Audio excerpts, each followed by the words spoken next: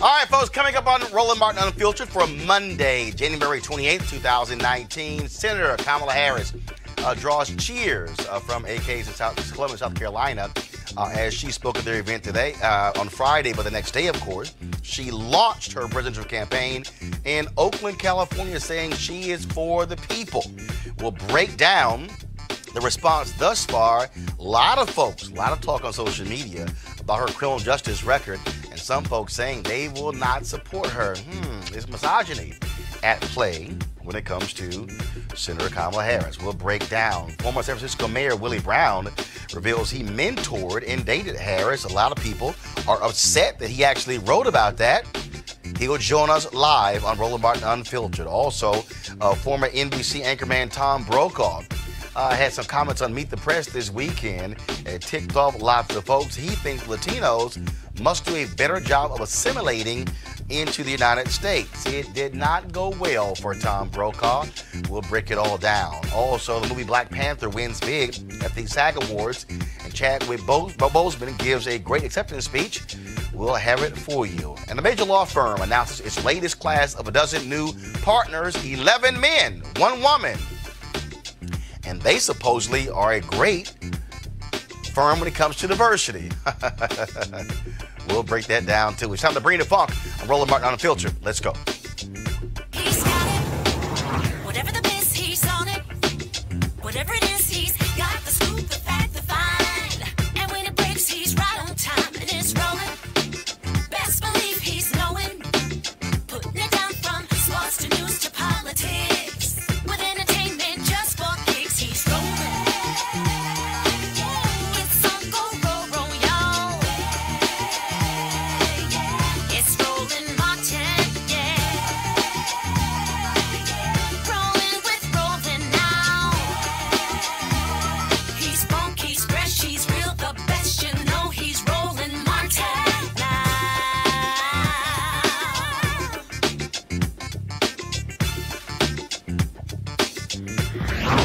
Martin. All right, folks. Senator Kamala Harris of California continues her rollout of her presidential campaign after making the announcement on Good Morning America on MLK Day, and later, of course, a news conference at her alma mater, Howard University. She, of course, had a huge event in California, in Oakland, on Saturday, where she announced that she is indeed running for president. This is video, of course, of that particular rally there. Her slogan is for the people. And when you think about the announcements thus far, this is the largest campaign rollout that we have seen. Of course, it is her hometown. The crowd was estimated at around $20,000 people. That's much bigger than the number of people who were there for Obama in 2007. But I was there in Springfield, Illinois, and trust me, it was cold as hell on that day. That kept a lot of folks from not being there.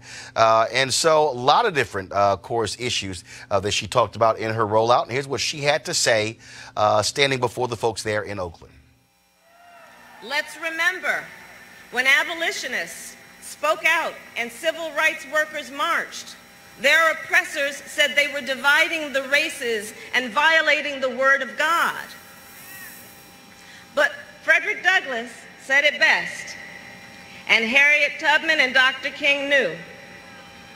To love the religion of Jesus is to hate the religion of the slave master.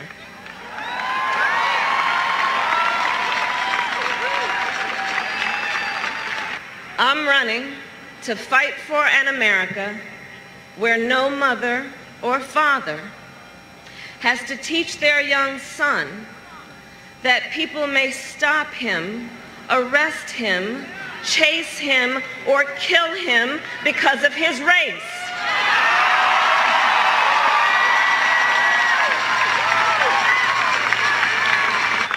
Let's also speak the truth that too many unarmed black men and women are killed in America.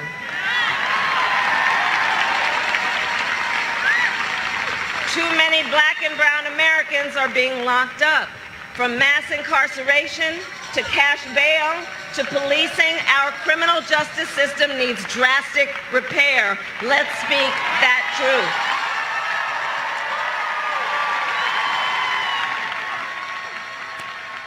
Now, on Friday, Harris attended the AKA Pink Ice Gala in Columbia, South Carolina. She was there with her sorority sisters there in South Carolina. And, of course, they're going to play a crucial role to being foot soldiers for her campaign. Stand on others' shoulders, those who came before us. But for we, the members of Alpha Kappa Alpha Sorority Incorporated, we stand on the shoulders of women who were leaders who 111 years ago said to us that we must honor sisterhood and we must honor service. And that is the principle on which we gather, in which we stand. Service to all mankind. And when we look at where we are at this moment in the history of our country, I think our founders gave us the right charge. They said, stand together, take care of each other, and serve your country as leaders. And that's what we do today. And for the Pink and Green Community Service Foundation, I thank you for the work you do, the students that you support, the hundreds of thousands of dollars you give, knowing that our purpose here on earth will not be fulfilled if we don't create a path for others. My mother taught us long ago. She would say to me, Kamala, you may be the first to do many things, but make sure you're not the last. And that is truly part of the essence of our sorority, which is to stand together as sisters with our heads up, challenging others to do like we do, knowing that we must serve others and that our purpose on this earth will be fulfilled when we do it in our sisterhood. So to my sorors and the ladies of Alpha Kappa Alpha Sorority Incorporated, I thank you for all you do and the honor of being with you tonight. Thank you. So over the last week, you really have had more attention paid to Senator Kamala Harris on the social media, in the media, than any of the other candidates out there. Now, also over the weekend, former California Assembly Speaker of the House and former Mayor of San Francisco, Willie Brown, also shared his thoughts by revealing in a column that he writes that he mentored and once dated Kamala Harris at the beginning of her political career. Now, social media was not happy about an ex telling stories and getting involved. And so, of course, I reached out to my frat brother, Willie Brown, to join the show. Brother Brown, glad to have you on Roland Martin Unfiltered.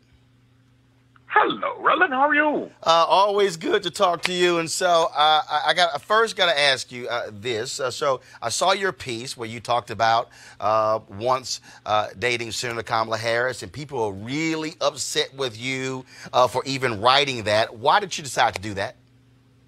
Well, let me tell you. 9 different folk from the world of the media had called to ask me, we saw your picture here, you were in the LA Times, you were at the Academy Awards, and each time it was you and Kamala Harris, who is now married to someone and whom you clearly must have had some relationship with. So, of course, I dated Miss Harris 25, 30 years ago. So what? What does that got to do with anything?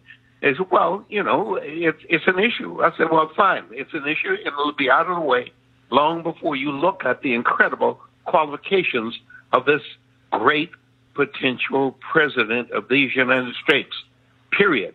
That's why I did it. I did it to get it out of the way.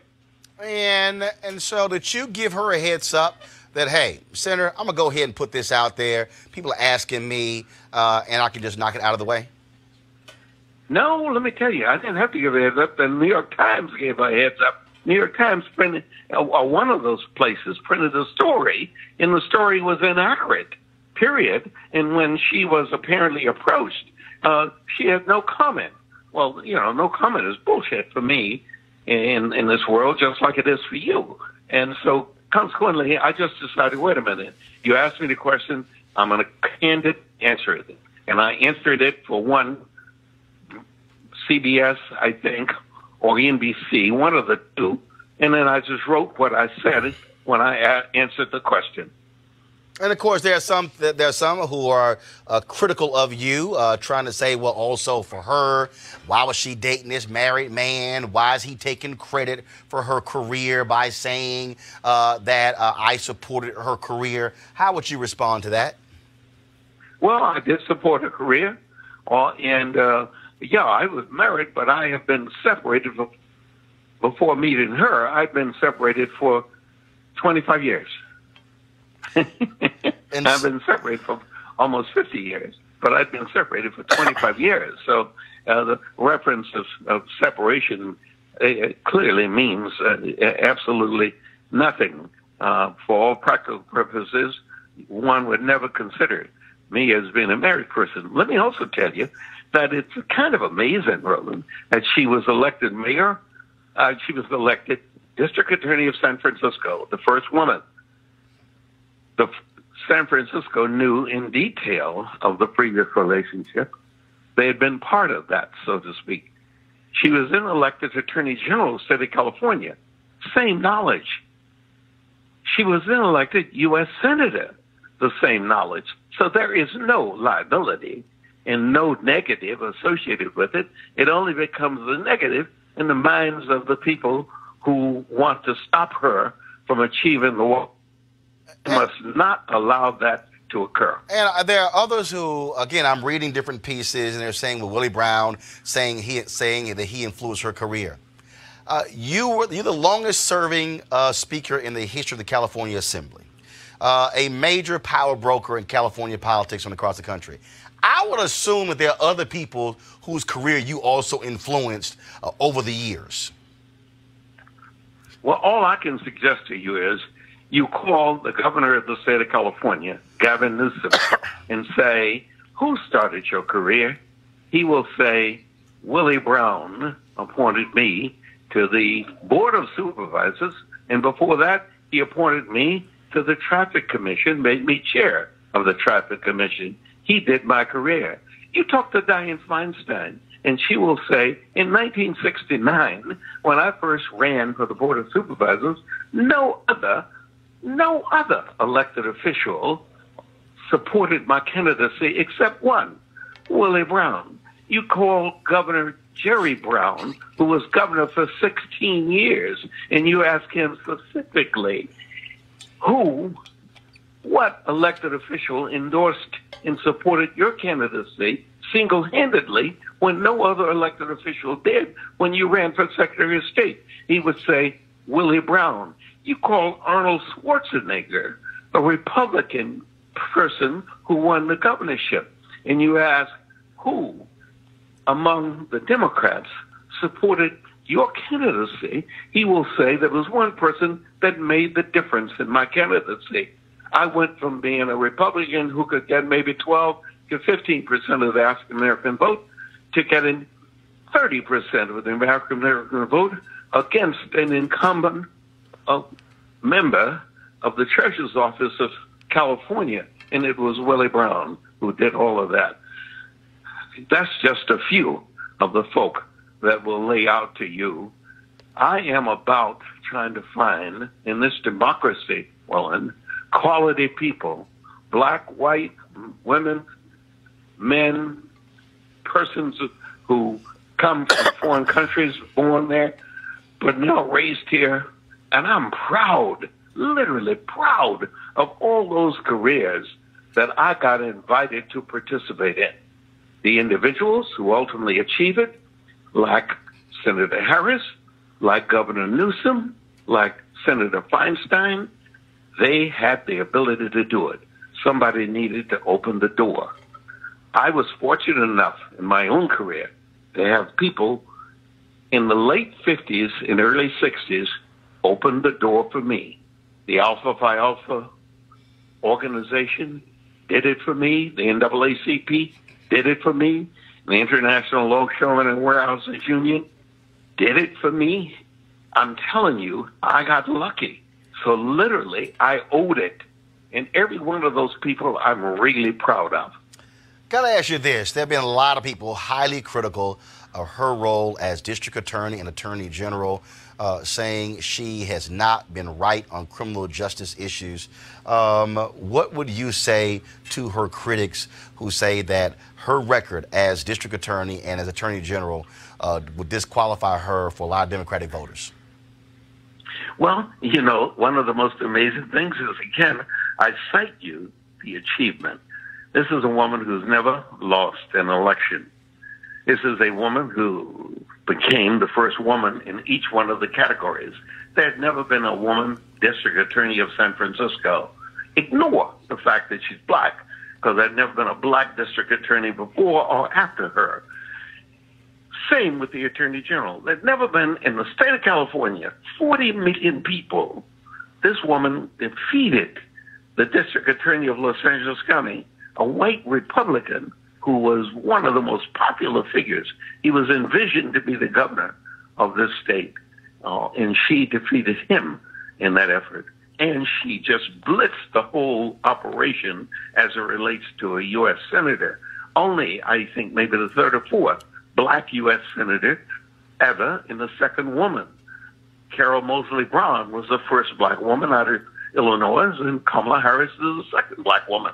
So her record is impeccable, and she didn't get there by being in any way negative on any of her performances. Her performances have always reached the crescendo level, and she's been very smart in making sure that the justice system treated all of us equally, period. The criticism probably comes from folk who wanted her to twist the justice system and not do justice, but to somehow do something more than justice. Here's a woman that does justice, and then as soon as justice has run its course in guilt or innocent, she then does mercy. That's a marvelous, marvelous talent. All right. Willie Brown, former mayor of San Francisco, California Assembly Speaker. We appreciate you, all that you've done. Thanks a bunch, and I look forward to seeing you soon. All right, we'll see each other somewhere, Brother Martin. Oh, yeah. It's going to happen. I appreciate it. Thanks a lot. All right, folks. Thank you very much. Let's go to our panel. Avis Jones-DeWeaver, leadership strategist. Michael Brown, former vice chair, DNC Finance Committee. Monique Presley, principal, Presley Law Firm. Eugene Craig, CEO, Eugene Craig Organization. So first, I want to start with this. When you talk about, again, I've seen the criticism. Folks like, oh, he's taking credit for her success. Let me go back to 2007. Okay, Senator Obama announces he's running for president. The reality is he doesn't run for U.S. Senator unless Senate President Emil Jones says, I'm going to create a United States Senator. The reality is State Senator Obama was a backbencher. He was not one of the major power brokers in the Illinois Senate. He went to Emil Jones and said, hey, I'm thinking of running. You can make a U.S. Senator. Emil Jones was not considered an Illinois power broker because it was, at the time, it was House Speaker Mike Madigan who controlled the Democrats in the state. It was Mayor Daley in Chicago, and it was Rob Blagojevich who was the governor. Emil was considered the afterthought. He elevated Obama, had his name put on various bills, passed those bills. That set up the run for the United States Senate. It's not rare in politics to have a sponsor. Yeah. And so I can tell you right, that's why I asked the question, It's a bunch of folks who, if you want to get your start, hey, Willie Brown, can you bless me? Why is that like a negative? I don't see it as a negative. I do take umbrage with the way that social media has taken with the story instead of focusing on the blessing that Willie Brown, bestowed upon Kamala and helped boost her career legitimately, which, everybody on this panel knows. It's how the game is played. I mean, I wouldn't be sitting here if in 2012, 2013, 2014, Dan Bongino doesn't give me his blessing in the MDGOP. I mean, I was one of the few Dan actually has endorsed in Maryland to do anything. And so it's the way the game is played. But, what I do see is that certain folk in the media, certain folk in social media are treating Kamala Harris the same way they would treat a black man, and go after the sexuality rather than focus on actual substance. No, he made the point about him throwing it. He said, "Look, I got all these different questions. I wrote it. First of all, it was a very short article that he actually wrote, and from a political standpoint, that is what you do, Michael. You get it out of the way." Full disclosure. Because of my dad, I call him Uncle Willie. He's literally known me since I was probably 5 years old. However, I do not like how this was rolled out at all. I do think he owed Senator Harris a phone call so they could discuss how they may roll this out. Got it. I don't think it was fair to her to have to answer these questions in her first 3 or 4 days of running for president of the United States. So I'm a little disappointed. Now, he said in the interview that she got the questions before he wrote the piece. Correct. I just don't know if they communicated about what the answers would be to that. And it sounds to me like maybe she was a little taken off guard. That's hence why there's a social media backlash. She got questions. She said no comment. Correct. He says he saw the no comment and was like, you heard what he said. He's like, that's bullshit. And then decided to go ahead and write the piece. I'm a little disappointed. I'll tell you what's bullshit. His answers that he just gave right here. Yeah. Okay? That's what's bullshit. Because here's the reality. He understands, I assume, as a person who lives on this earth, what sexism is. And as someone who understands what sexism is, he should have known from the very minute he put pen to paper what it would mean to say those things about a woman. He should have known the type of sexist attacks that she would be receiving on a day that was hers. It was the day that she was in her hometown to kick off her presidential campaign. And he has been, let's be clear, freaking irrelevant for decades. He took her moment in the sun to ride on her coattails to inject himself into her accomplishments. What was bullshit was everything he just said. He knew he was wrong. He was wrong. He is wrong. And everyone who's trying to say that this was something that he was doing to try to sort of get forward past this is not how you get past a controversy. This is how you stir up a controversy. And he's been in politics long enough to know that. And I would have had one question for him had I had the opportunity to ask him. I would want to ask him if his Russian mistress, who he's with right now, had anything to do with convincing him to come out on the very day that she announces for president. Because we know from the past 2 years how prolific Putin has been into influencing our elections. And it is not an unknown factor that Kamala had presidential ambitions for a long time. And it's also not unknown her stellar history. And so it seems to me that if Putin was forward thinking, and we clearly know from everything that he has done with sort of nurturing Trump for years, that he is forward thinking, that I would think that whatever money he paid to put that Russian woman in his path certainly paid off the other day. Here was a piece that he wrote. Sure, I dated Kamala Harris, so what? And so he writes, I've been peppered with calls from the national media about my relationship with Kamala Harris, particularly since it became obvious that she was going to run for president. Most of them I have not returned. Yes, we dated. It was more than 20 years ago. Yes, I may have influenced her career by appointing her to 2 state commissions when I was Assembly Speaker. I certainly helped with her first race for district attorney in San Francisco. I've also helped the careers of House Speaker Nancy Pelosi, Governor Gavin Newsom, Senator Dianne Feinstein, and a host of other politicians. The difference is that Harris is the only one who, after I helped her, sent word that I would be indicted if I so much as jaywalked while she was DA. That's politics for you.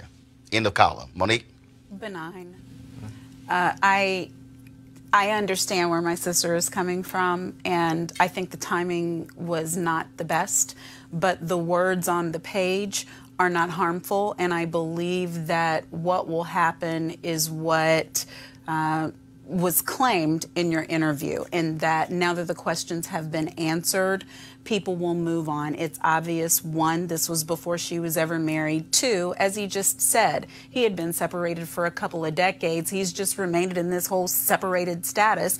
And three, I'm sitting here because some people gave me a nod. I'm looking at one of them right now. So that's the way this game is played.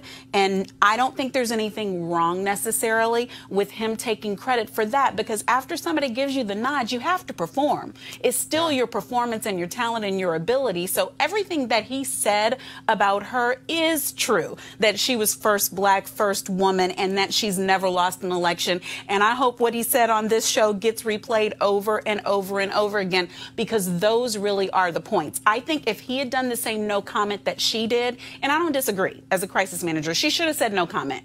But I think if he had said no comment, we would still be seeing a cycle of a story, because no comment, and he's right about it, means that there is a comment, but I'm not saying it. No comment, as you taught me, is a comment. So I like that he put it to bed. Do I like when he did it? Yeah. No, but I'm glad it's out there and it's finished, because there's no there. It's not just what he said. It's not just when he said it. It's what he said. If he would have said what he said on here in that column, we'd be having a completely different discussion. Like what? Right now. Like what? He didn't say anything about how she had these personal qualities. The first this, the first that she was extremely intelligent, that she was the only black person to do this, not to mention the only woman. He did not praise her in those ways. It sounded to me like an overgrown, 16-year-old bragging about the woman that he just bedded to his boys. That's what it sounded like to me.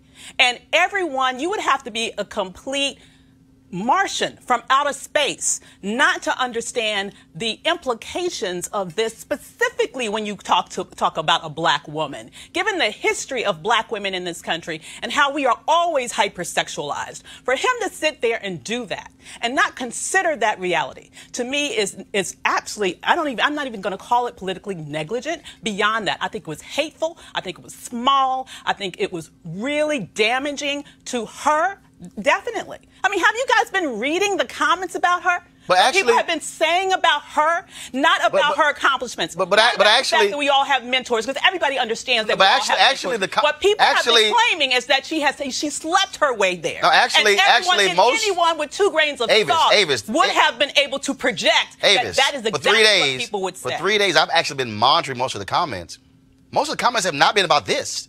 Most of the comments have not been about. Avis, 1 second. Avis, 1 second. Avis, 1 second. Most of the comments in the last 3 days have not been about Willie Brown. In fact, most of the comments. I'm talking about the last 3 days. 1 second. This just happened yesterday. No, it didn't. The other day? No, it didn't. It happened Saturday. Well, Avis, 1 second. The date on the article is January 26th. Today's the 28th. She unveiled her campaign in Oakland on the 26th. Okay, which is Saturday.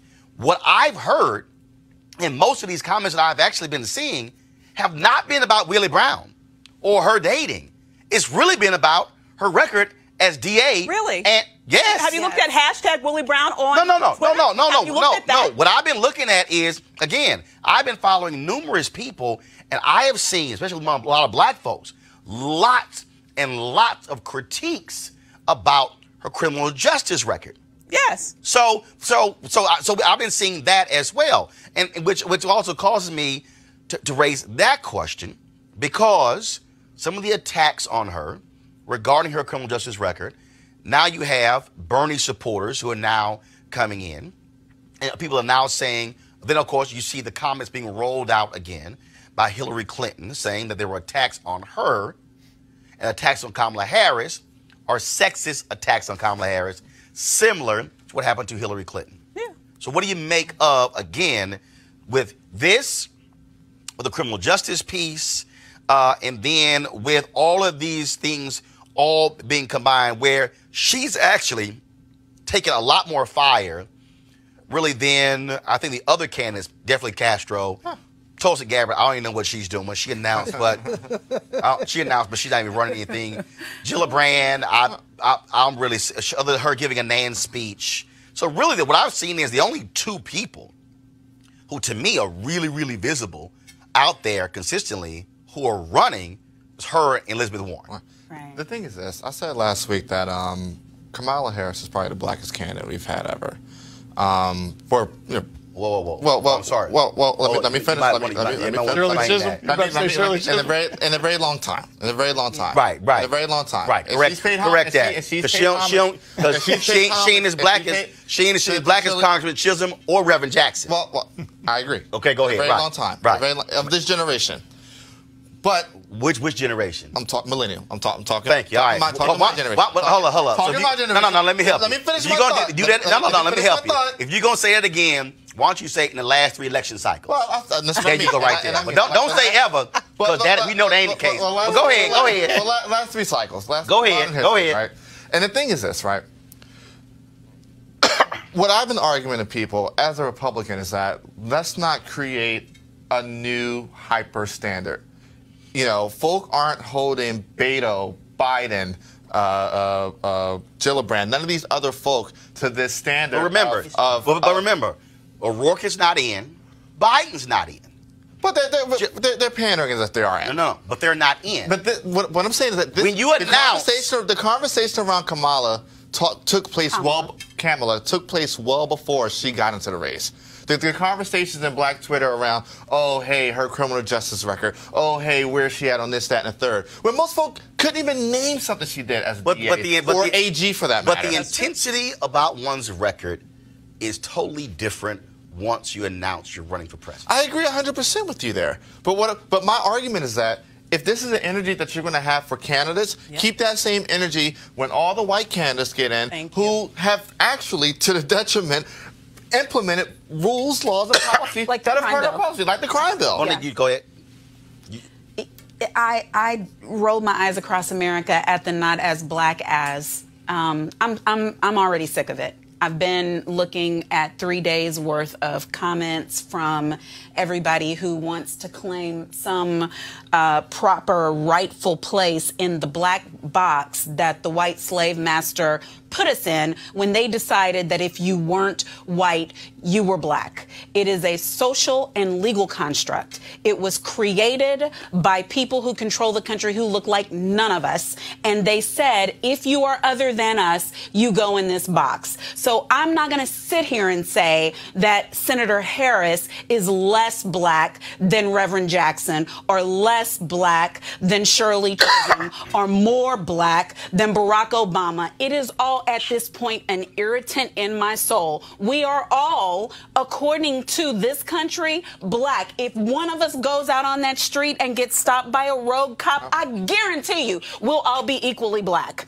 Now, if she's going to run a campaign that is built on her record, she's going to have to explain some things.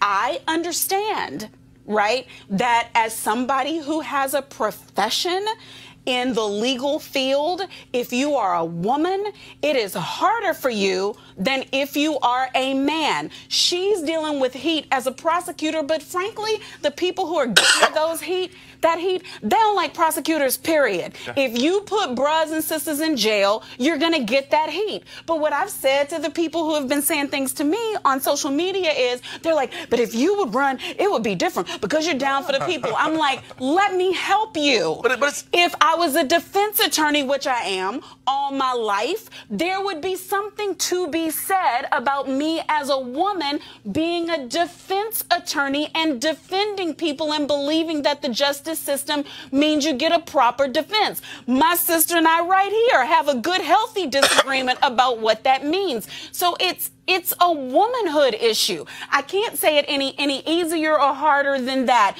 Eric Holder didn't deal with what Senator Kamala Harris is dealing with today. And he was a top cop. He was the highest cop in the land. And he was a prosecutor on every level before that. And he did not deal with the critique that she's getting from the HOTEP and the EMOTEP and the DOS and all of that mess today. It's an outrage. She also was elected, Mike, in 2004. And I'm saying it for a reason, because, and again, so I need people to understand politics. She's elected in 2004, which is 15 years ago, okay? And when you're elected as a Democrat, as a DA, and you are going to seek higher office, there are different things that factor into decisions that you make, rightly or wrongly. Just like, so again, for everybody out there, so in 2004, or actually before that, Obama signed a questionnaire where he, as state senator, was fully supportive of same-sex marriage. Obama runs for the United States Senate. Then Obama is against same-sex marriage and said he believes marriage between a man and a woman. If you go back to the presidential debates in 2008, Joe Biden had the exact same position. Hillary Clinton had the exact same position. Fast forward to 2012, Biden gives an interview on Meet the Press endorsing same-sex marriage. Obama comes behind him in an interview with Robin Roberts and then agrees with that as well. Then all of a sudden you see popular opinion shift. I'm saying all of that is because decisions that individuals make 15 years ago were not the same decisions that prosecutors today would make. I'm not explaining away Senator Kamala Harris's record. What I am saying is that the politics has changed. The emphasis in the country has changed in 2019 when it comes to the issue of law enforcement than it was in 2004. And so I'm willing to look at somebody and asking those questions. The same reality that Joe Biden is going to get when it was 3 years ago that Joe Biden doubled down on his view about the crime bill 3 years ago. But when he spoke a week ago on MLK Day, he admitted that he regretted his vote. Why? Because he's running for office. You know, Senator Harris, like everyone else, is going to start running, including the 17 folks that ran the GOP in 16. Everyone ran for a local office at some point along the line. Obviously, there's stepping stones. But the national debate is always much greater. Senator Harris had been in tough races. I know Speaker Brown made it seem like she had cruised through these victories. Those were tough races she had in California for all those races, and she won. Those were very difficult. Barely won the U.S. Senate race. And these issues, like the one with Speaker Brown, never came up. The issues about her prosecutory record never came up. But now the spotlight is a little different. I think, fortunate enough to know Senator Harris, she is extremely smart. She will be able to overcome this, just like every other person that runs will have a different spotlight on them, except maybe for Senator Biden. And then as they go through the process, you know, I'm a big fan of the Biden-Harris ticket. You know, that's what I believe in. I think Biden-Harris or Harris-Biden? Either one is fine with me. But either way, I think those are the two. And as you go through this process, this long process, everyone's going to have to answer some very difficult questions. Senator Cruz went way after Beto, but I'm sure there's some other stuff he's going to have to answer, assuming he gets in. Same with Senator Booker. He's going to have to answer some questions when he gets in. Everyone, and this is just her turn. Let me just go back to Speaker Brown. I just didn't like how he rolled it out without consultation with the person that matters, Senator Harris, before he made a statement. Roland, go ahead. I agree with you in part that positions can change over time. There's 15 years, but there's something else that's changed, and that's the law. A prosecutor's obligation is to uphold and enforce the law of the land as it is. And, and the law of the land. But that's not my point. Laws changing are also a result of the people shifting and climate change. But that's a very different thing than her position changing, because when you look at her record from even back then, even though the death penalty was the law of the land, she never enforced it and asked for it. Even though she could have put people in jail for nonviolent offenses, she started a program to offer anti-recidivism and job training for people who had nonviolent offenses. So, and even when you look at the issue with the lab tech, people keep saying that the cases got turned over. No, she dismissed cases of people who were probably guilty because there was an issue with the evidence. So I think we have to get down in the weeds and understand what her job was. And there are people who just can't stand the job of a prosecutor. Which is why, Avis, the point is, it was so funny. I did a video last week when I was talking about doing a real analysis in true vetting. Right. All these different people, all the ADOS folks, you know, so lost their mind, and then I'm gonna clap back. First of all, I don't care what the hell they do. I really don't. I mean, it's like if you want to go on your YouTube channel or your Twitter account and say whatever, that's fine. The point I'm making is every candidate is going to get a thorough vetting. Yeah. You've already seen Congresswoman Tulsi Gabbard roll her deal out and apologize for her LGBT positions in Hawaii. Gillibrand, I'm telling Biden, just because he gave that speech at NAN, he is going to have to, if he decides to run, deal with that 1994 crime bill. And so what happened? But we also have to deal with the reality of the amount of sexism that existed against Hillary Clinton. Now, there are people who could not stand Secretary Clinton flat out, but we cannot deny that there were also folks who were like, no, I am not down with a woman being president. So that is also going to be a part of this whole conversation as well. Absolutely. It's like a perfect storm. And, what I... Black and woman. And prosecutor. Exactly. So she has all of these sort of mountains she has to overcome. I think the thing that has gotten some people, like me, a little annoyed is that I do see a different level of scrutiny to her, even as compared to the people who have already announced. So, people are asking things like, where is her black agenda? I'm like, she's a candidate. It's not her responsibility to have a black agenda. You put together a black agenda, and then you make sure that you hold all the candidates to that agenda. I will disagree. I will disagree with that. If you're going to ask her, why wasn't that asked about Elizabeth Warren? No. Right. But that's also the point.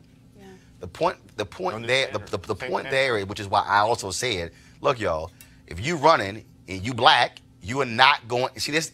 You're not going to get the same runway that Obama got, okay? Because the reality is there were things that people wanted of him, but didn't say anything, and now they regret it. And see, I love the people out there who are also saying, "Oh, Roland, you new to this," which is hilarious. Because for all you wannabe just woke your punk asses up on the black agenda, when you've run 3 black newspapers, you understand black agenda. When you've been news director and morning anchor of a black radio station, you understand black agenda. When you're the first editor of BlackAmericaWeb.com, you understand black agenda.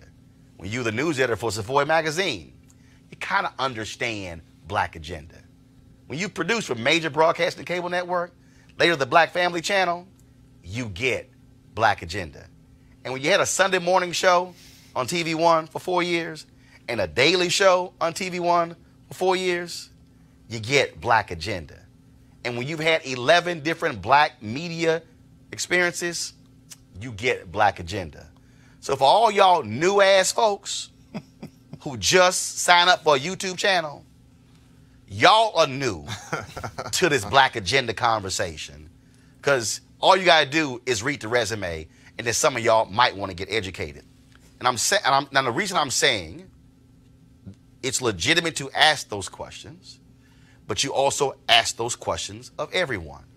I will also say the reason she is getting the level of heat that she's getting right now, because she's a serious candidate. She's right, exactly. She right now, Senator Kamala Harris right now is a top 3 candidate. Absolutely. That's why she's getting that. So again, if she wasn't a serious candidate, she wouldn't be. Ain't nobody talking about her. The thing is this.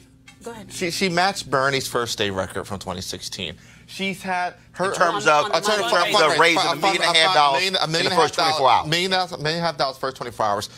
The more important thing is, her kickoff matches Trump's biggest rally of 2016. Her 20,000 people matches his Alabama rally. So if she comes out the gate like, and that was in Oakland. And so she coming out the gate like that, she's front runner.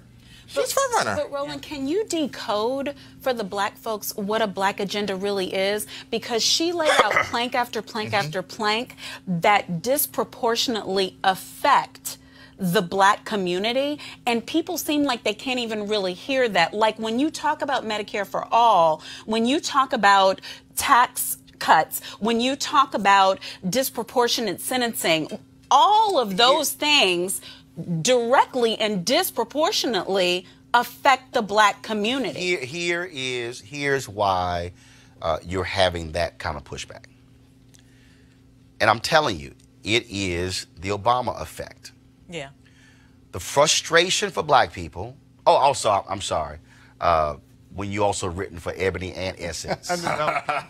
No, because the reason the reason I'm also saying that, I do recall writing a piece that ran in January of 2009 for Essence, where I said, just because he is elected does not mean that what we want gets done. Right. We have to make sure to push him to make it happen.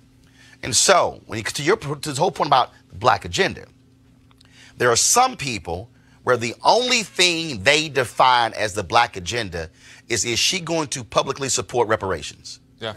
That's the only thing they talk about. The Obama effect is when Obama kept saying, rising tides lift all boats. That angered a lot of black folks because, on another hand, But it was true. on another, well, no. But one is we can debate. But another hand is that he gave previous speeches where he talked about, where he said, I can't do things just for black folks, but then in other speeches, consult the 2012 speech, National Urban League Convention, where he talked about having targeted programs for those most in need. And so for black folks, it's like, well, if that's the case, where's the targeted the unemployment program for those most in need? Right. And so when folks say black agenda, again, for all y'all new ass black people, let me take you back to Maynard Jackson. Maynard Jackson had the concept of every African American in America having a business-sized card that can go in any wallet that said these are the black agenda, and so we could ask any black person, anybody running for office, your position on this. So to Avis's point, when you say black agenda, that's really defined by the person who's asking the question. Mm-hmm. So yes, the onus of a black agenda is really upon the organization or the entity or the group asking those questions. So the group that deals with black home ownership, they are going to have very specific questions for Senator Kamala Harris. The groups that deal with criminal justice are going to have very specific conversations. The groups that deal with health are going to have very specific conversations. And so that's what you're going to have there.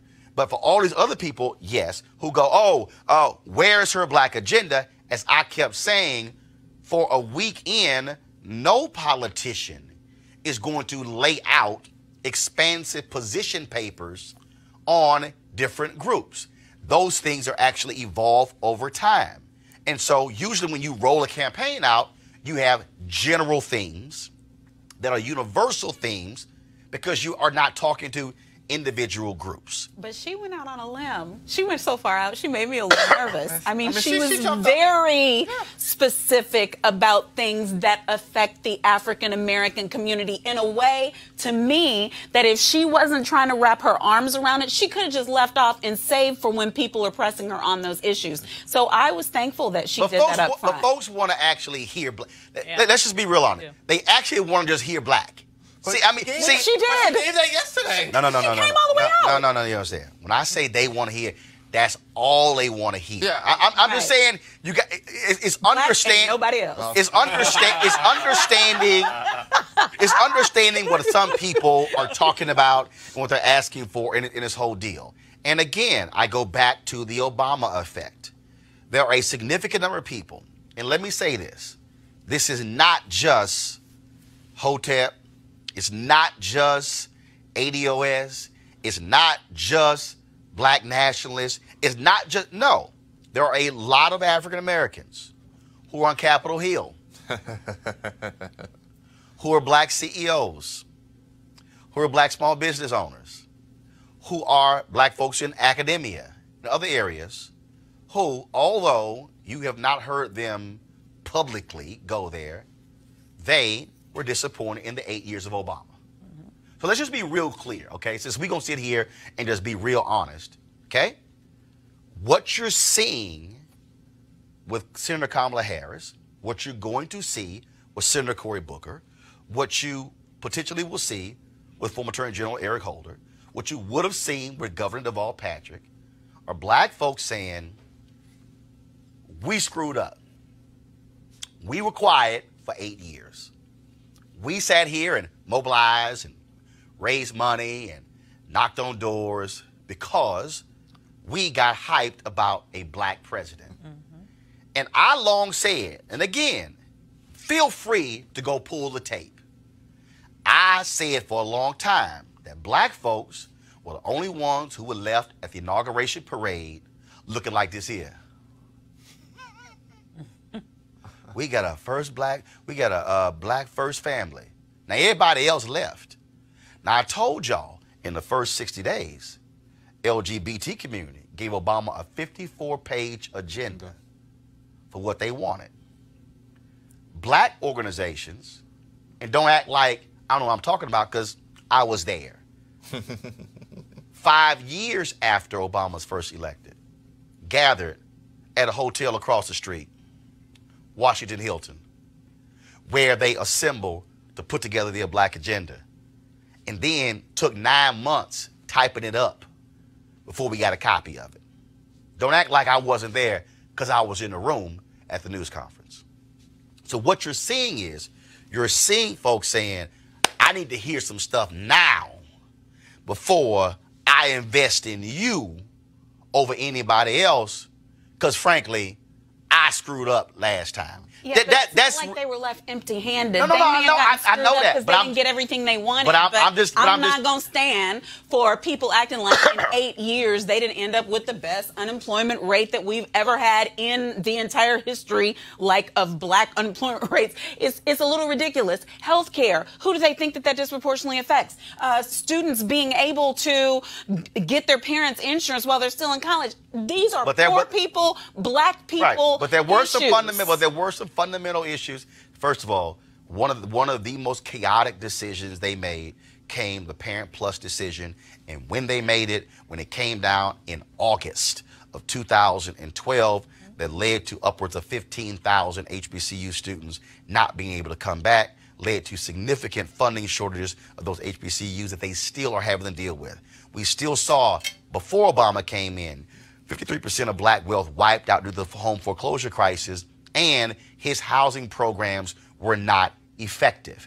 Sean Donovan was a HUD secretary, came on my show, watched 3 different times with a new plan. I said, Sean, if you hear you hear a new plan, that means the previous 2 didn't work, bro. Right. And so there were things there that black folks wanted to see. They wanted to see. I remember sitting in the Treasury Department being told that minority firms outperformed white firms with the handling of TARP dollars. And then all of a sudden, I went, well, hell, that means we're going to get more money to manage? No. The answer was no. And so there were some legitimate concerns. I just think that I want you to say viciousness, but this really like what you going to do is really a result of a lot of black folks not doing it with Obama and then being frustrated by saying, what happened? I'm just saying, that's what I'm saying. Final comment. Look at the reverse of what's happened with number 45. His base asked him to do stuff, and he does it just for them. Absolutely. He could care less about the rest of America. He cares about his base, and they sent him stuff. We don't want you to comment about Congressman King. He didn't comment. We want you to do that, and he does it. So that's 30% of people. Monique, the neighbors. I'm still, President Harris 2021. That's what we're probably going to end up with. Look, the thing that I would hope that as black folks who ever consider themselves black would understand is It is a big deal, and thank you, Avis. We talked about this via Twitter, that she is running. Yeah. You don't get this far with this kind of big splash, with this backing, with this money by accident. And if people can't just take a beat and celebrate that, then we are missing an opportunity to recognize history and her story. And we really need to get that together. Avis? Just finally, you know, obviously it is fair to critique every candidate's record. But it is completely unfair to only look at one side of that record and use that to sort of disqualify her in terms of her blackness or in terms of her ability to be someone who could be an asset for the black community and the nation as a whole. Be fair about what you're doing. Look at the full context of her record before you sit there and try to throw her under the bus. Well, again, and that's what it is going to require: real, thoughtful examination of record. That's pro, that's con, whatever you actually want to call it. And so that's one of the things that is going to be critically important. So that's one thing that we also are going to do. Look, folks, you just have folks announcing. Yeah. Okay? You only have 3 people who've actually announced they're running. Many have said exploratory committee. And so we're going to be using this platform to really go through folks' record and take the time and also not get involved in the BS. I'm not dealing with people's emotions. I'm not dealing with people and their agendas. I'm not dealing with people and all the sexism and their racism. No, the record is the record. And somebody has to be willing to say, this happened, and ask the question, why did this happen? Do you agree with it or not? And we'll see what the answers are. All right, folks, got to go to a break. We'll be back on Roland Martin Unfiltered in just a moment.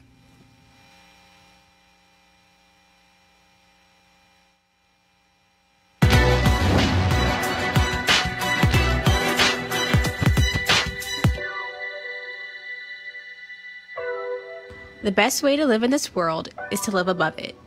Poet Sonia Sanchez.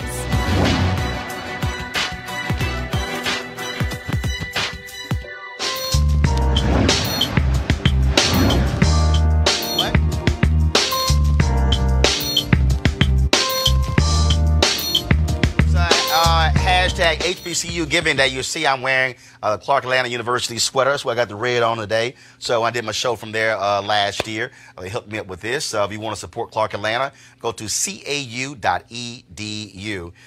to support Clark Atlanta. We want to make sure all of you graduates of Clark Atlanta, you're also giving back to support your university. All right, folks. Fighting allergies. As I told you, of course, a lot of us are focused on getting healthy in 2019, and one of the ways we can do that is by doing the cleanse. And so the last 20 days, I've been doing the D-Herbs cleanse. Lord have mercy. All raw vegetables, fruits, and nuts. And so hasn't been too bad. I've done it before. And so I ended up losing about 18 pounds total doing it. And for a lot of us, again, we're getting, for your core, you want to just be healthier. You want to have more energy. And so folks at D-Herbs, they're partnering with us. And so what you can do is go to dherbs.com. You can actually use the promo code Roland if you want to do the cleanse. They have 27 different cleanses, and you can do some 10 days, some 20 days, some shorter, some longer. And so also they have it for weight loss, all kind of different cleanses that can help you out. And so we want you, again, use the promo code Roland by going to dherbs.com. A.D. Dolphin, of course, is the CEO of D-Herbs, got with a number of herbal specialists and put together this whole concoction. And again, it's called the D-Herbs Full Body Cleanse. And when I say full body, it's full body. And so, again, painless. It wasn't painful doing, but you did have to have some discipline, of course, not eating processed foods or fried foods or anything along those lines. And so you can also, trying to get rid of that toxic buildup, be sure to give them a call, again, at the number here, 1-866-4D-HERBS, 1-866-4D-HERBS, and use, again, the promo code Roland for your discount at checkout. And so we'll be talking to A.D. Dolphin soon right here on the show about that. And so, certainly tried. We thank them for being a partner, Roland Martin Unfiltered. All right, folks, let's talk about assimilation. Yesterday on Meet the Press, former ABC anchorman Tom Brokaw, let's say, stepped into it when they were talking about the real reason behind Donald Trump's wall. Well, just go ahead and press play. And a lot of this we don't want to talk about, but the fact is, on the Republican side, a lot of people see the rise of an extraordinary, important new constituency in American politics, Hispanics, who will come here and all be Democrats. Also, I hear when I push people a little harder, I don't know whether I want brown grandbabies. I mean, that's also a part of it. It's the intermarriage that is going on and the cultures that are conflicting with each other. I also happen to believe that the Hispanics should work harder at assimilation. That's one of the things I've been saying for a long time. You know, that they ought not to be just codified in their communities, but make sure that all of their kids are learning to speak English and that they feel comfortable in the communities. And that's going to take outreach on both sides, frankly. That's too bad. Okay, Brokaw tried to clean that thing up with a series of tweets, y'all. This is what he tweeted. I feel terrible. A part of my comments on Hispanics offended some members of that proud culture. Finally, I am sorry. I never intended to disparage any segment of our rich, diverse society, which defines who we are. Then he also said, finally, I'm sorry I failed to convey my strong belief that diversity, dynamic, and inclusive is what makes America. Joe Scarborough, he tweeted that, you know, Tom Brokaw's covered the civil rights movement his whole career, and so he's apologized, essentially give the guy a break. So let's unpack this. Okay, here's what Tom Brokaw didn't say. Now, maybe, Tom, if you have watched this show or watched my previous show, you would have had the proper language. But see, the reality is, and look, Tom Brokaw's a nice guy. He's a nice guy, okay? Great journalist. But the blind spot of white journalists and white media executives is they don't want to criticize white people. Yep. Okay? They don't want to challenge white people. Okay? The real deal here is, I keep saying it, it's the name of the book I'm working on. I can't wait till we go ahead and get this book published. This is white fear. What he said was white fear. They are afraid of black and brown people. Oh my God, I don't want any of these brown babies. What that means is, I don't want my white kid dating and marrying somebody Latino. I don't want them dating or marrying somebody black. Look, you can sit here and say, I ain't dating nobody white or Latino or whatever, but guess what? The numbers have exploded since the 1960s in terms of interracial marriages. Okay? White people, it ain't enough of y'all. Y'all stop having babies. Your birth rate is lower than anybody else's. Your death rate is going to surpass the annual birth rate in about 10 states in the next 2 to 3 years. You can't blame black people for that one. You can't blame Latinos for that one. That's on y'all, because y'all stopped knocking the boots. So don't look at us. Okay? No, that's the case. Okay, but I frankly believe that he said exactly what you were saying in the first half of his comments, which was problematic. And I feel like that's when all of the white folks clutched their pearls, because he told a family secret. Right. When he said they don't want any Latino grandbabies, and that's what they're afraid of. And he was being very honest about that. And I think he even knew that's a problem. They're saying they don't want that. And then the second part, it wasn't just really that it was racist, if you want to say it was racist. It was just wrong, right? In that they do and are assimilating more and more. Many of them don't even know what it is to speak Spanish as opposed to English language television networks targeting Latinos. It's like, dude, what the hell are you talking about? We have a Ted Cruz who literally forgets that he's Hispanic most days of the week. Right. I mean, that's how simulated they no, are. Jim Acosta said, Jim Acosta said,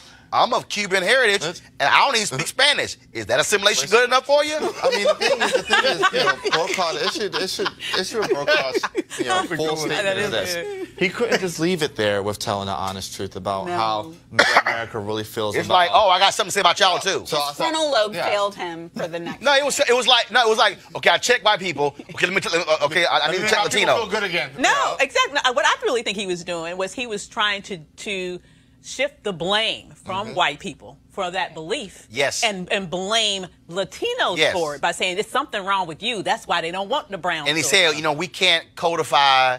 I think that's what he used. He said, by in terms of being in your own environment, but that's y'all fault. Yeah. Because Tom, if if white folks didn't have housing segregation in America, you wouldn't have that problem. And let's be real honest, the only reason black people are not like Latinos and Asians, because y'all white folks made us stop using our African native tongue. I mean, let's just be real here. And so America's history is Italians moving into neighborhoods around other Italians and speaking Italian, but also speaking English. Yep. Yeah. It's the same thing with other cultures. If you want to talk about Dominicans or Puerto Ricans or whatever, I mean, that's a part of it. But what he was also getting at, Michael, is really what was the fundamental issue here. White folks saying, look, because this is what assimilation, see y'all, this is what assimilation really means. We really need y'all to act more white. Yeah. But no, that's the, you know what's no, crazy? because we gotta put that on the table. I agree. Because see, the problem is they keep saying, well, no. I see, no. What he meant was our cultures. No. Because like Britt Hume took offense, and I tweeted. I said, Britt, why don't you go ask the black people at Fox News how black people have had to assimilate? Yep. Assimilation for us is, I need you to change your hair. I need you to change your tone. I need you to change how you dress, because we have been conditioned since August of 1619 to make white people comfortable. We have had to strip ourselves of our essence in order to make them more comfortable. That's why you couldn't be a black woman for all of these years. And despite changes, you couldn't be a black woman and walk up in a Fortune 500 company with Avis's hair. You couldn't. They'd be like, no, her ass ain't getting promoted. No, that's just been, look, it's the truth. Black enterprise. Earl Graves was on record. You could not have locks if you wanted to intern at Black Enterprise, because Earl Graves said, you want a job in corporate America? They not going to take locks, so I'm getting you ready now. Since y'all want to go to HBCU business schools. Yeah. Yep. That's so ridiculous. Go to no, it's not ridiculous. It is. It's the reality of these institutions saying, assimilate. Do you want to get the job or not? Boom. Do you want to move forward or not? Because this is what we're dealing with. Right, and so when he says assimilation, see, they keep having this speaking Spanish conversation. I'm like, no. That thing is way deeper than that. It is stripping people of color of who we are to say, we need yall to act more white. And we all know what acting white means and what their rules are to be accepted to move forward. But the thing is this, No, go, Michael. You know, it's interesting whether it was wrong, racist, or both. What I heard him saying is this, trying to be slick about it, this is what they're thinking. Let me tell you what they're thinking. Right. Well, even though it could be what he was thinking too. Right. But I just found it. What he was thinking. I thought he was trying to be slick about it. Right, exactly. Yeah, right. And then when he got the pushback, he said, "Oh man, I better clean this up." Right. And obviously it's too late, because that's where, when you said clutching the pearls, that's what people are actually thinking. Well, and he's having the wrong assimilation conversation. He's having the wrong assimilation conversation. The conversation he needs to be having is with middle America. He needs to be having with folk that, you know, the thing is, we don't use the mainstream media phrase. You said the conversation with middle America. Well, he needs to have a conversation with white folk. Thank you. That live. No, hold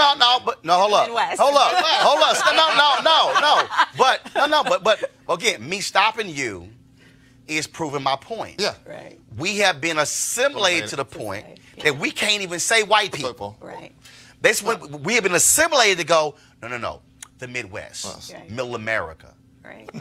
There are black people who literally live in middle America, but we ain't talking about them. But the conversation he needs to be having is with white people about assimilating to 2019 and what American culture, American society looks like in 2019. But you can't have that conversation when the executive suite at NBC looks like middle white America. I agree. See, all this, I'm telling you, all this back and forth is simply, can y'all please make us comfortable? That's the real deal. What he did not say is, white folks, I need y'all to assimilate to everybody else. I need you to get out of your comfort zone. I go back to Rod Dreher writing an article in the New York Post saying, Aaliyah, who the hell is Aaliyah? Why does she get a horse-drawn carriage funeral in New York? It's not like she was Madonna. Who is she? Oh, we lit his ass up when he wrote that piece, and then they'd apologize. But again, that's white America. Yeah. White America, the whole deal is, we don't know you. We ain't never heard of you. Oh, unless you Oprah, Michael Jordan, Tiger, or Beyonce. It's like you get to a certain level, white America say, okay, now we know who you are. Now we can accept you. That's real. The assimilation in America is really assimilating into white culture. When we keep hearing our values are changing. No, your white values are changing. That's what's changing. Well, you're exactly right, because we still live in a society that, unfortunately, undergirding it is the myth of white supremacy. And so white supremacy will be protected at all costs. The issue, though, is that the reality is that our demographics as a nation is changing. White numeric majority is coming to an end. And let me just tell you, I've already told my children, keep me on child support, on life support, Lord have mercy, keep me on life support until that last black or brown baby is born to tip the scales, because it will happen in the not too distant future. And so it is this sort of panic that has led to the rise of a Trump. Yeah. It's this sort of panic that leads to those conversations that he was giving us an insight on. Mm-hmm. They know that their days as a numeric majority is dwindling. And if they can no longer be the numeric majority, they still want to be the cultural normalcy. Mm-hmm. And that's what they're trying to protect. Well, I'm telling you right now, they can sit here and run their mouths all day. The problem they're going to have is we ain't going back. No. We're not going back. It's not going to happen, which really was something that Chadwick Boseman really dealt with last night. Of course, Screen Actors Guild had the SAG Awards on TNT last night, and the award for Best Ensemble Cast. Yeah, that's called a transition. That's called a segue. Right. I know what I'm doing. I know what I'm doing. I know what I'm doing here. This ain't my first rodeo. Of course, the award for Best Ensemble Cast went to Black Panther, and here was Chadwick speaking on behalf of the whole cast. You know, when I think of going to work every day and the passion and the intelligence, the resolve, the discipline that everybody showed, I also think of two questions that we all have received during the course of multiple publicity runs. And one is, did we know that this movie was going to receive this kind of response? Meaning, was it going to make billions of dollars? Was it going to make $1 billion? Was it going to still be around during this award season? And the second question is, has it changed the industry? Has it actually changed the way this industry works, how it sees us? And my answer to that is to be young, gifted, and black.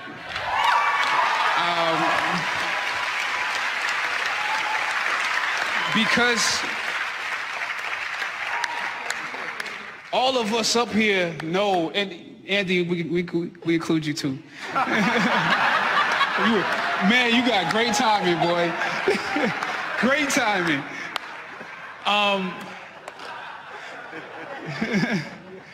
To be young, gifted, and black, we all know what it's like to be told that there is not a place for you to be featured, yet you are young, gifted, and black.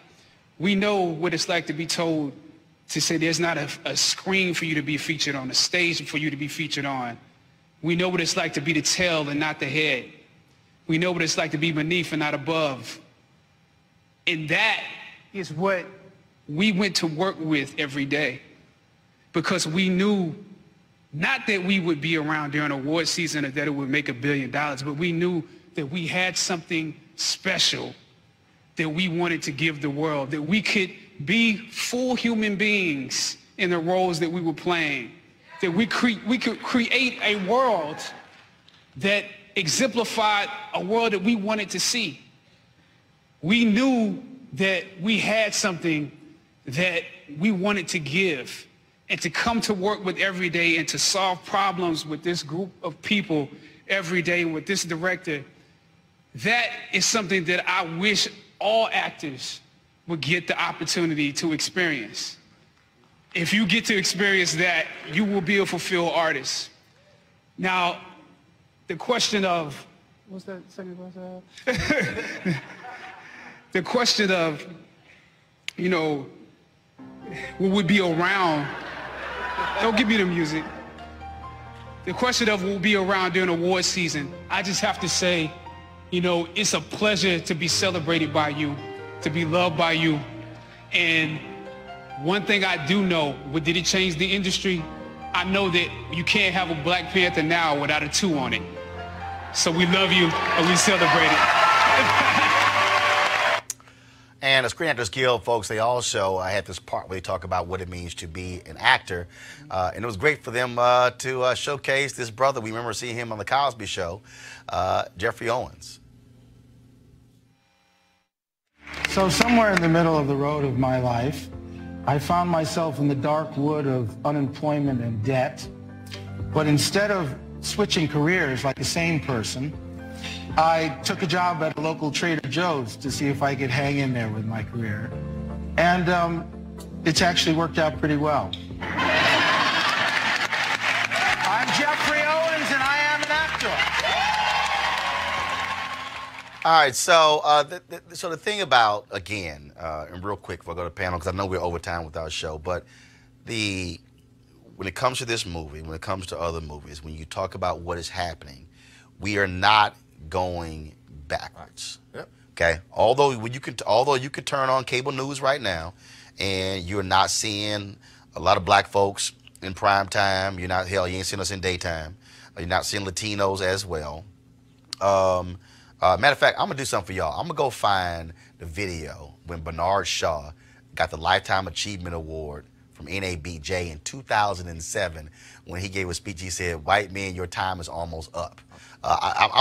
Trust me, I'm gonna get that video. But this is really where we are. Black Panther winning that SAG. People need to understand that's where we're going. Yeah. Okay. And there are folks who are gonna fight this thing because that's power, that's money. Politically, it's come down to resources. It comes down to issues, and so for us. Like I tell people all the time, why I support school choice. I don't give a damn what anybody says. I support every form of education because I want us to be in position to take power. I don't want us to, frankly, be like South Africa is, where you got numerical numbers, but you're still grappling over with power and resources. Go down the line. Yeah, I agree 100%. You know, I think, you know, my generation gets to stand on the shoulders of a lot of you guys and folk that have come before you guys. And, you know, we have to be prepared when that shift, as we're living in it, it's a living history. You know, when the shift is complete, we have to be ready to take power, have to be ready to be, you know, change agents. Right. The scariest part for the Power Center about a movie like Black Panther being successful is it wasn't successful just because black people love the movie. It was successful because everybody loved the movie. It's little white kids saying Wakanda forever. And so just like we saw their movies and like, okay, good movie. Yes. Right. And that is the shift. And there are power-hungry people at the top, and then there's fringe like Trump's base. But the rest of who is really America is on board with where we're going. So I feel like we really, as a people, just have to hold on and recognize it's hard right now because we're at the end of it, but we're at the change. Just like President Obama. He didn't win because of black vote. He won because of a lot of votes, mostly white. In the Hollywood, the first part of your question, I think we also, yes, we have to support black productions and black directors and black actors, but we also have to be prepared to say, you know what, that movie was sorry. It was terrible. As well as we say, wow, Black Panther was great. It's okay. That's part of the evolution of us, about America changing, and that's okay.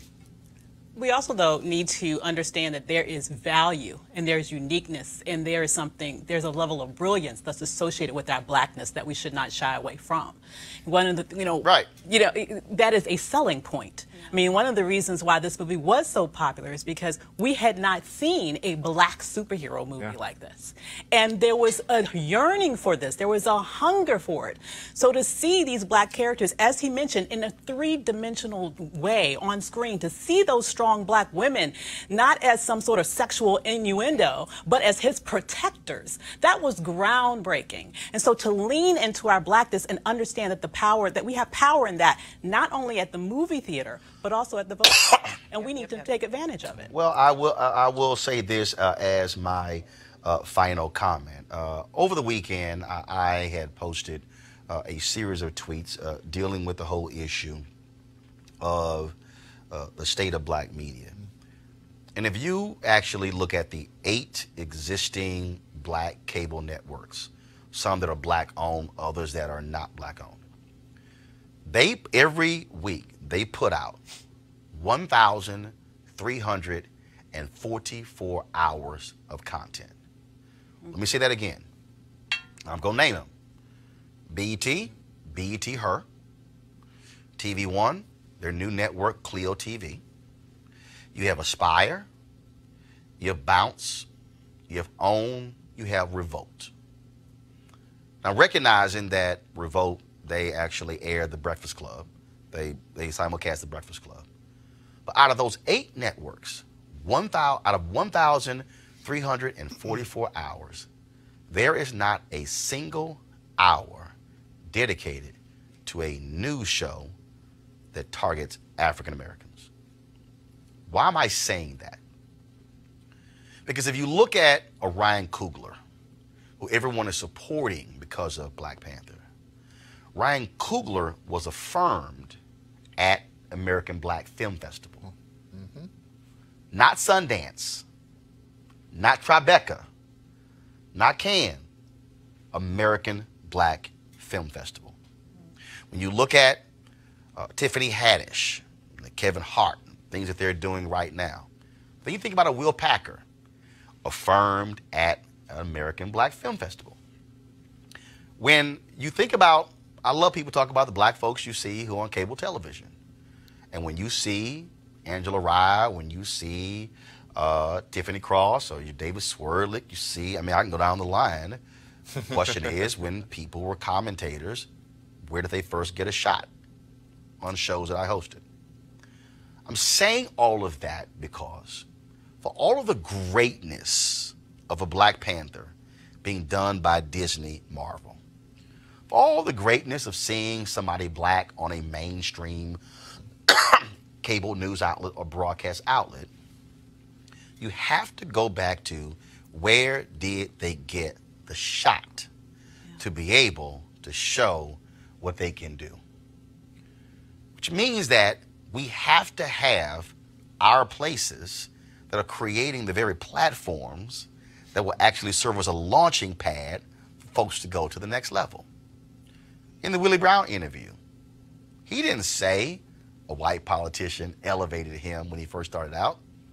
He said his fraternity, Alpha Phi Alpha, and the NAACP. I'm saying all of that is because as we are moving to a new America,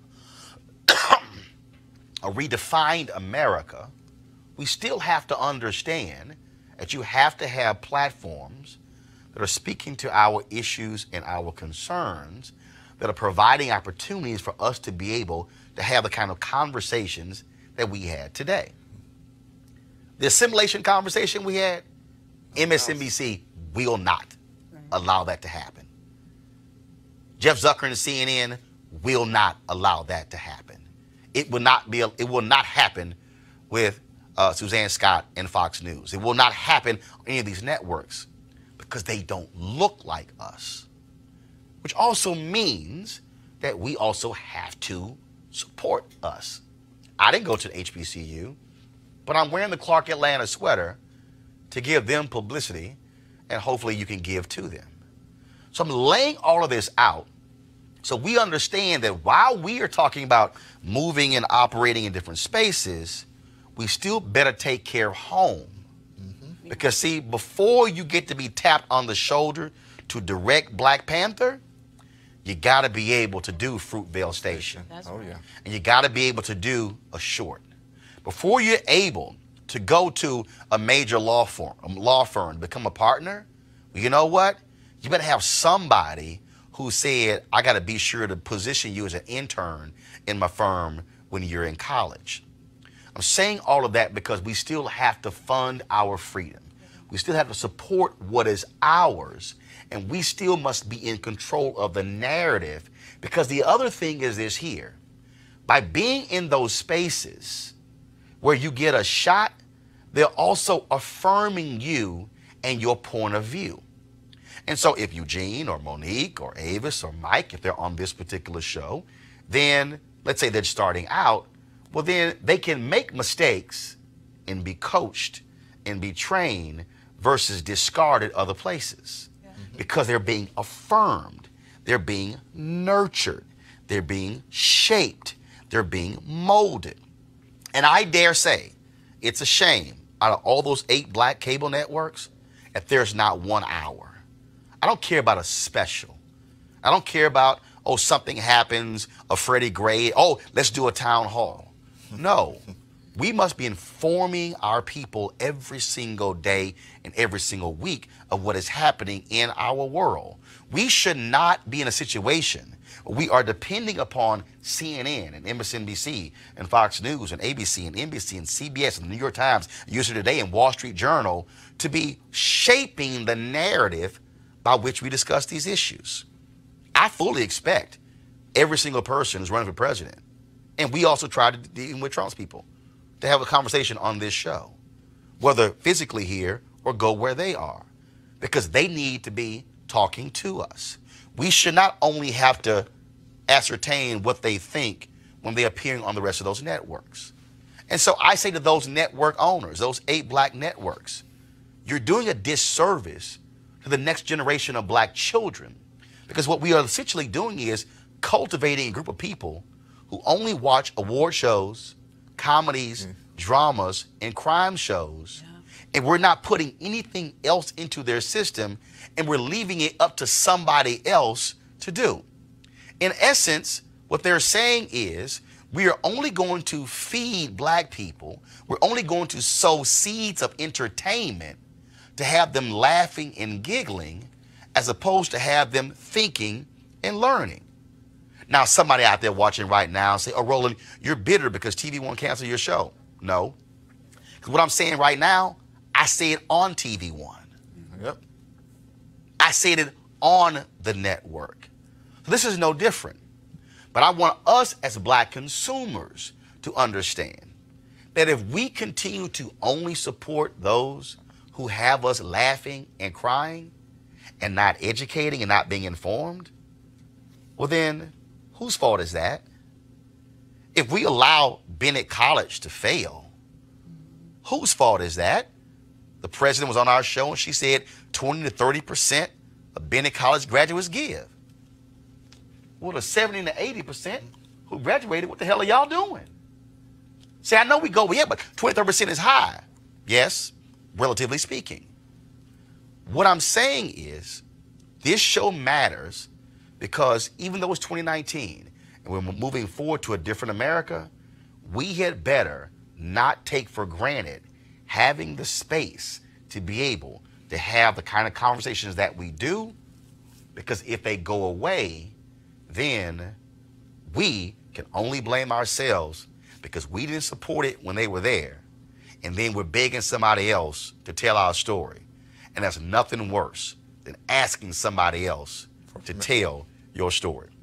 Be sure to support Roland Martin Unfiltered by going to RolandMartinUnfiltered.com. Join our Bring the Funk fan club. We surely hope that you will do that. Of course, every Friday we run a video of all the folks who have given as members of our Bring the Funk fan club. We will do so on Friday as well. Our numbers We're up to, I think it's about 1,400 to 1,500. I'm going to get actually those numbers. Our goal is to have 20,000 of our fans in the course of the year, give on an average of $50 each. Some folks have actually given $100 to $500. We appreciate all those donations. We want you to also do so because every dollar actually makes this a reality.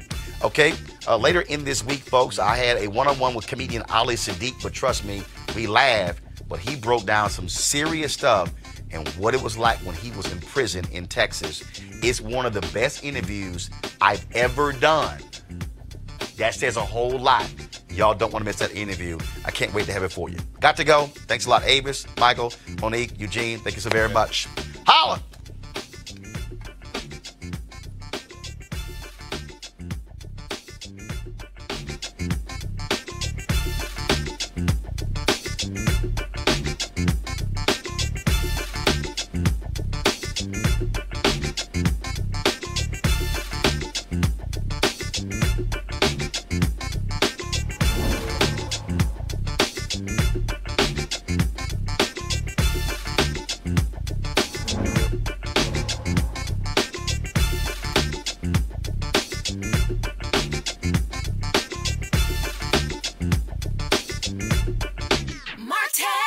You want to support Roland Martin Unfiltered? Be sure to join our Bring the Funk fan club. Every dollar that you give to us supports our daily digital show. There's only one daily digital show out here that keeps it black and keep it real as Roland Martin Unfiltered. Support the Roland Martin Unfiltered daily digital show by going to RolandMartinUnfiltered.com. Our goal is to get 20,000 of our fans contributing $50 each for the whole year. You can make this possible. RolandMartinUnfiltered.com. Hey fam, want to check out Roland Martin Unfiltered, the blackest show on all of digital, cable, and broadcast. Check out our audio podcast. There's only one daily digital show out here that keeps it black and keep it real as Roland Martin Unfiltered. Press play. Martin! You want to check out Roland Martin Unfiltered? YouTube.com/Roland S. Martin. And subscribe to our YouTube channel. There's only one daily digital show out here that keeps it black and keep it real. It's Roland Martin Unfiltered. See that name right there? Roland Martin Unfiltered. Like, share, and subscribe to our YouTube channel. That's YouTube.com/Roland S. Martin. And don't forget to turn on your notifications so when we go live, you'll know it.